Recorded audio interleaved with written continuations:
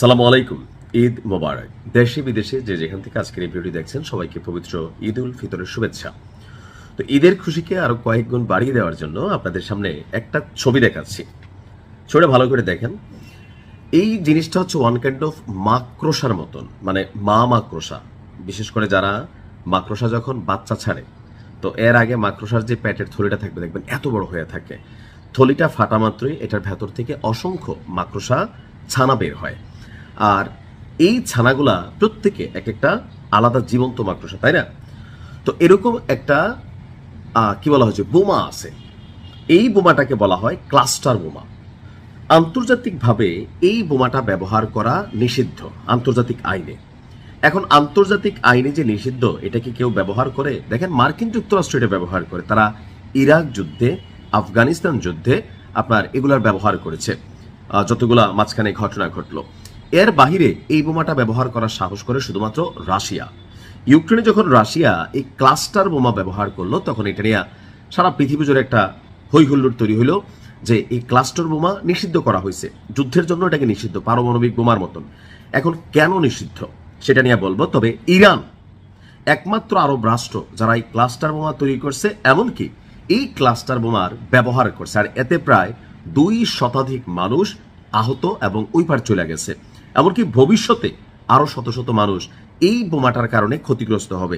এটার সিস্টেমটা কি বা কেন? এটাকে যখন তৈরি করা হয়, আকাশ থেকে এটা যখন জমিনের কাছাকাছি আসে, 2 সিস্টেমের আছে। একটা আছে জমিনের কাছাকাছি আইসা প্রযুক্তির মাধ্যমে এটা মানে কি বলা হয়, যেটা পেটটা খুলে যায় অথবা এটা ছড়াই যায়। আর আরেকটা আছে ভূমিতে আঘাত করার পরে এটা চারদিকে ছড়িয়ে পড়ে, প্রায় ধরেন 1 কিলোমিটার 2 কিলোমিটার জোরে এটা ছড়িয়ে পড়ে। এটার ভিতরে ছোট ছোট অসংখ্য বোমা থাকে, ওই মাকড়সা মায়ের মতন। এগুলো দেখতে অনেকটা বলের মতন।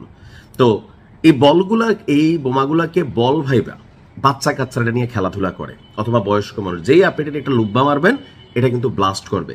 তো শিশু স্বাস্থ্যের কথা চিন্তা করিয়া যে ক্লাস্টার বোমাটাকে দ্বিতীয় বিশ্বযুদ্ধের পর নিষিদ্ধ ঘোষণা করা হয়েছে, যেন সাধারণ পাবলিক এটা নিয়ে ব্যবহার করতে গেছে। যেমন বাংলাদেশে মাঝখানে দেখছে না, দ্বিতীয় বিশ্বযুদ্ধের এক কি জানি বোম পাওয়া গেছে, এটার মধ্যে মহিলারা কাপড় কাচতো বৈশা বৈশা, এরকম অনেক সময় আছে। অথবা গ্রেনেড, এটা নিয়ে বাচ্চারা খেলে বিস্ফোরিত হয়। তো গ্রেনেড তো মোটামুটি বোঝা যায়, কিন্তু ক্লাস্টার বোমার যে ইকুইপমেন্টগুলো, এটা ছোট ছোট টেনিস বলের মতন হয়। আবার ধরেন নানান ধরনের এটার মধ্যে আরো ডিজাইন আছে। এখন এই কারণে এটাকে বিশ্ব স্বাস্থ্য সংস্থার পক্ষ থেকে দ্বিতীয় বিশ্বযুদ্ধের পর বন্ধ করে দেওয়া হয়েছে। এবার ইসরায়েলে ইরান এই টাইপের ক্লাস্টার বোমা বিস্ফোরণ ঘটাইছে। ইরানের কাছে যে ক্লাস্টার বোমা আছে, এটা আইডিয়ার মধ্যে ছিল না। রাশিয়া প্রযুক্তিগত দিক থেকে একটা লেভেলে আছে, তাদের কাছে আছে। আবার ধরেন আপনি কি বলা হয়, অন্য দেশগুলো যারা আছে, আমেরিকা, ফ্রান্স, জার্মানি, তারাও প্রযুক্তিগত দেশ থেকে তাদের কাছে আছে, কিন্তু ইরানের কাছে এটা ছিল কেউ কল্পনা করে নাই। এখন এই ক্লাস্টার বোমা যখন ছড়াই ছিটাই গেছে, এটার একটা প্রাথমিক ধাক্কা হয়। এরপরে এই যে একটা টেনিস বলের মতন পড়ে রইল, এটা দীর্ঘ সময় আপনার পড়েই থাকবে।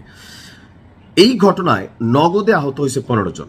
ইসরায়েলের রাজধানী তেল আবিবের একটা নিকটবর্তী শহরে ইরান আপনার এই ক্লাস্টার বোমার বিস্ফোরণ ঘটিয়েছে। আর এতে পশ্চিমারাও খেপছে, যেটা নিষিদ্ধ বোমা। কিন্তু ইরানকে আসলে এই মুহূর্তে কাউকে পাত্তা দিচ্ছে, বরঞ্চ পৃথিবী অবাক হচ্ছে যে ইরান তাদের ক্ষেপণাস্ত্র ভান্ডার অথবা সামরিক দিক থেকে নিজেদের অস্ত্র ভান্ডার কতটা সমৃদ্ধ করছে, আর কি কি বানাইছে। আপনি বুঝতে পারছেন এটার ভয়াবহতা। আজকের দিনে ইরান সেই সুউচ্চ মর্যাদায় পৌঁছে গেছে। আলহামদুলিল্লাহ, সবকিছু এখন ইরানের পরিস্থিতি অনুকূলে আছে। তো নিশ্চয়ই বিজয় হবে, সেই আশায় আজকের মতো বিদায় নিচ্ছি। আসসালামু আলাইকুম।